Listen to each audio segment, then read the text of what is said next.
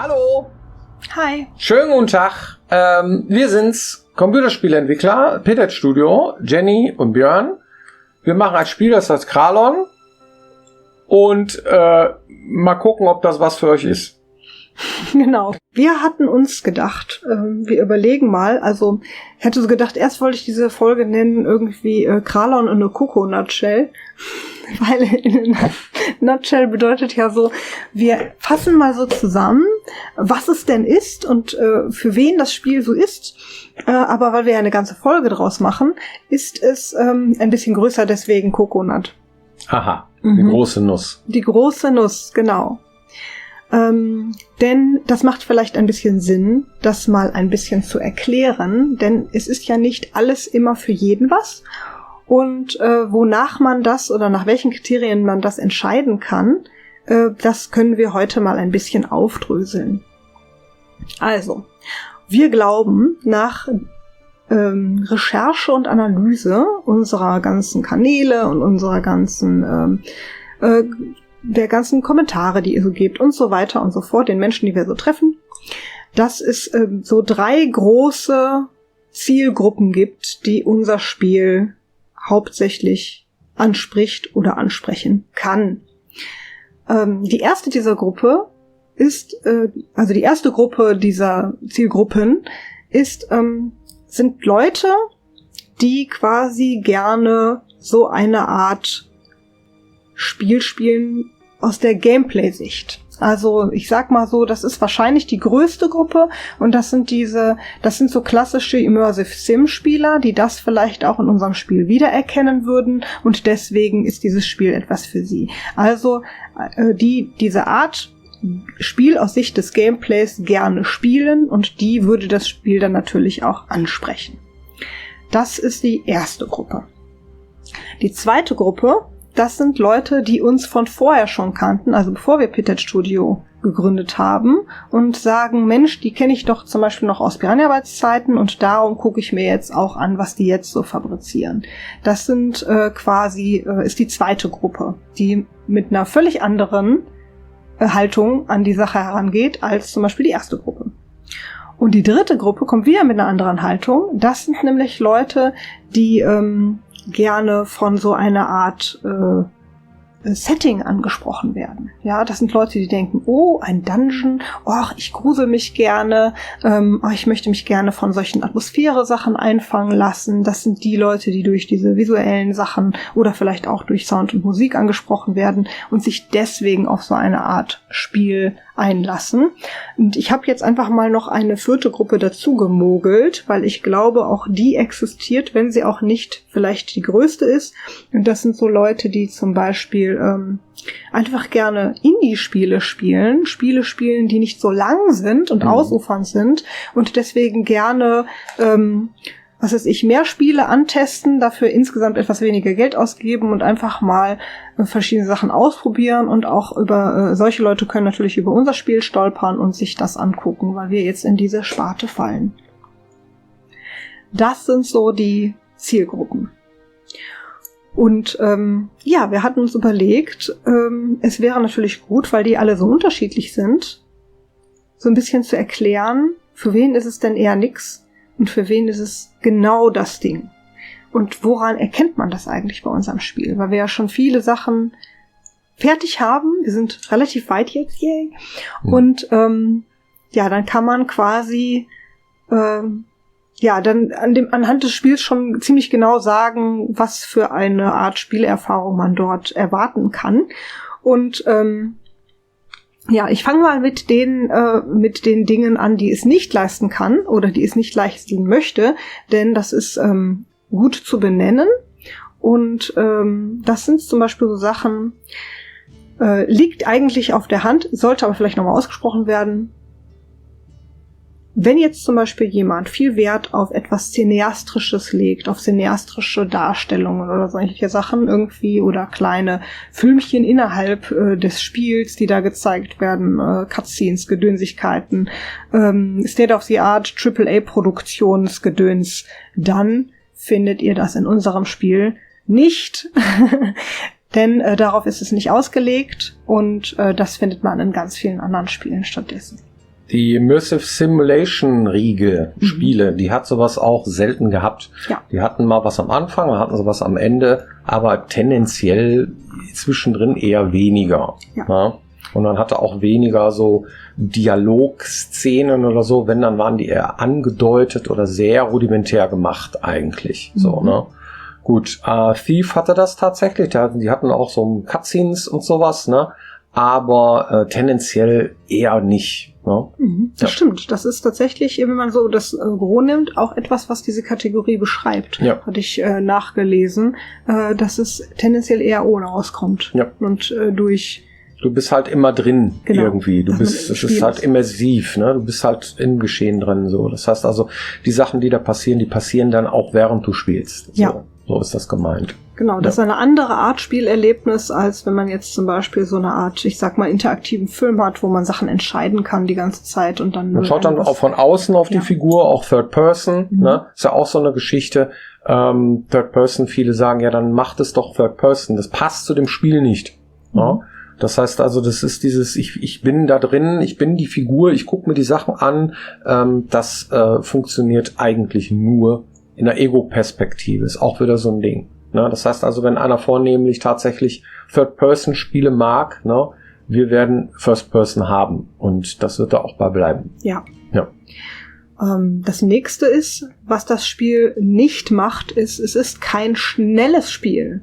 Das heißt, Leute, die jetzt sehr schnell und actionlastig gerne spielen, die finden das bei uns eher nicht. Ja. Ne? Natürlich haben auch wir im Spiel so ein bisschen Kampfeinlagen und so ein bisschen Action ist da auch drin, aber es ist tendenziell sehr viel langsamer, es ist weniger darauf ausgelegt. Ne? Also diese komplizierten, mit Kombinationen behafteten Ultra-Kampfspiele oder sowas, sowas findet man bei uns nicht. Also bei uns ist es viel, also an der Stelle tatsächlich ein bisschen puristischer, taktischer, dass man überlegt, okay, mit welcher Waffe kann ich denn jetzt hier einen Gegner vielleicht am ehesten platt machen?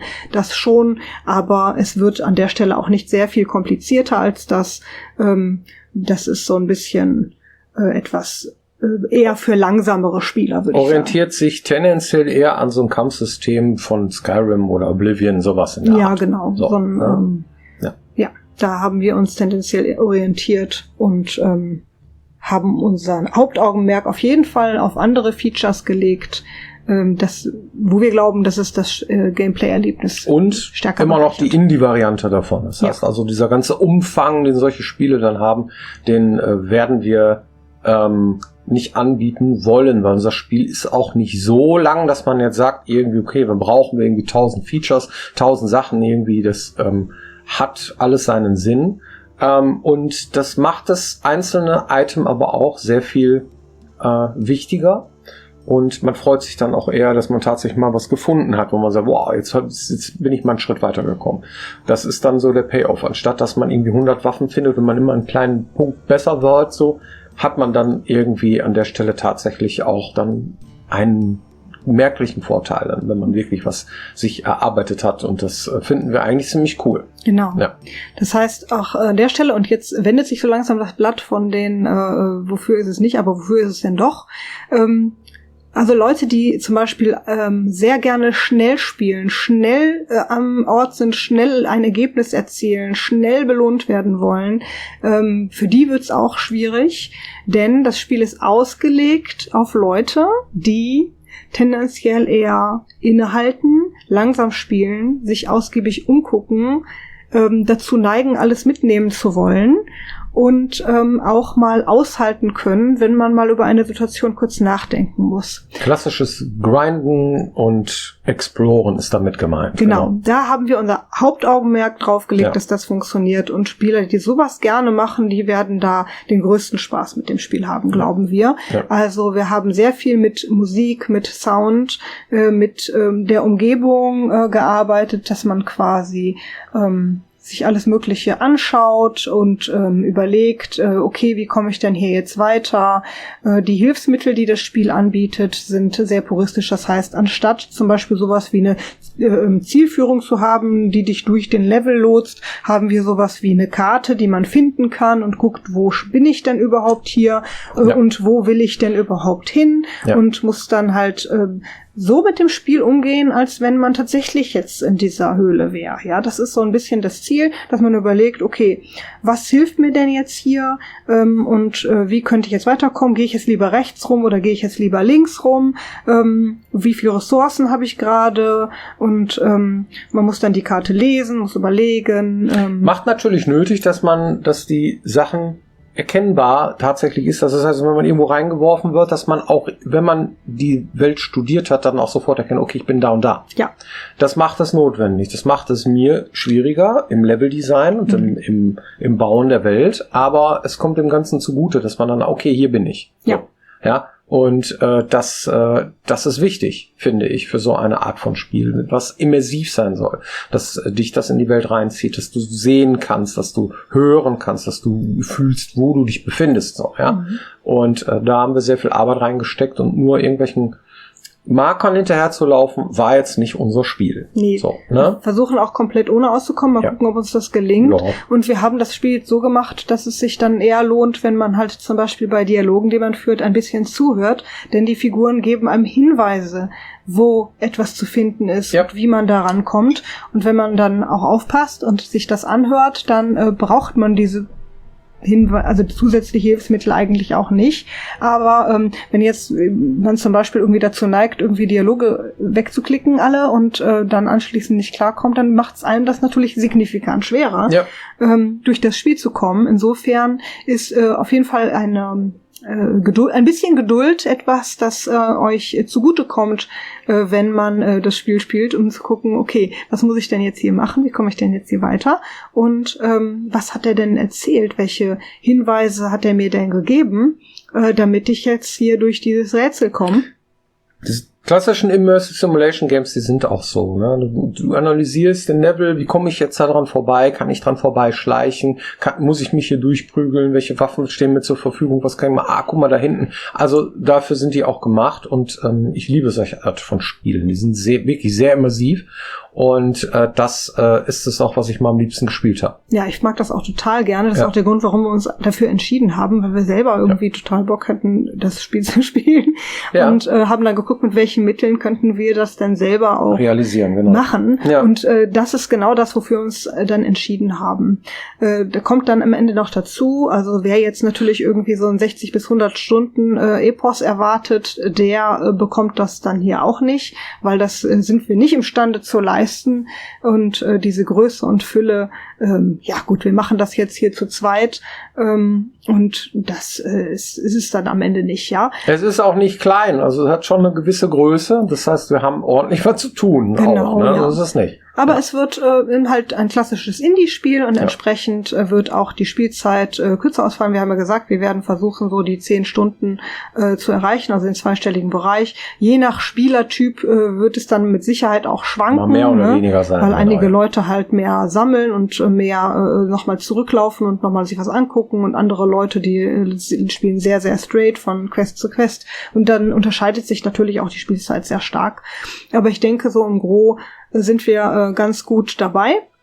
Und ja, das ist etwas, was einigen Leuten vielleicht sogar entgegenkommt. Also wenn ihr zum Beispiel sagt, boah, ich habe gar keine Zeit dazu, irgendwie so ein 100-Stunden-Epos zu spielen, dann könnt ihr euch vielleicht unser Spiel anschauen, weil es viele Features bietet, die auch klassische Rollenspiele bieten, nur halt in etwas kleiner. Und das ist dann vielleicht ja auch ein schönes Erlebnis. Wunderbar. Ja, hoffentlich bringt das ein bisschen Licht ins Dunkel, was ihr von uns zu erwarten habt. Und ja, hast du eine Community-Frage? Bestimmt. Wird es mehr Melee-Waffen geben als nur den Hammer? Ja. Einige, ja. Ja, kann man dann finden oder kaufen craften oder craften. Ja, genau. Ja, gut. Das ging ja schnell. Ja. Ja, super. Dann, ja, vielen Dank für eure Aufmerksamkeit und hoffentlich nächste Woche wieder hier, wenn es heißt PDET Studio TV. Genau. Macht's gut. Ja. Bis dann. Tschüss. Ciao. Ich habe fast vergessen zu sagen, ihr könnt das natürlich testen, denn wir möchten gerne vor Release noch eine Demo veröffentlichen, die man antesten kann. Und das ist natürlich auch perfekt, um zu schauen, ob das etwas für euch ist oder nicht.